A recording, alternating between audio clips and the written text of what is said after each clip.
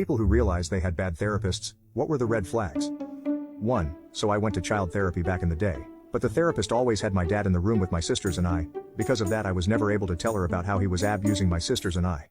I remember every time I answered a question, I'd be looking at him for an okay on the answer.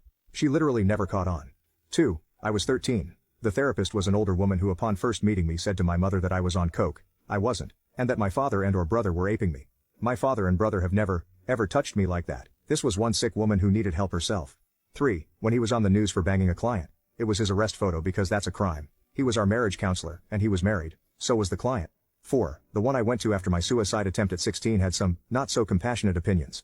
My very first session, one thing I told her was that I was bullied a lot at school. Her response was, well, suicide attempts are usually done in order to manipulate others. So, since you were capable of that, did you ever consider maybe you were the bully? I really never spoke to her again.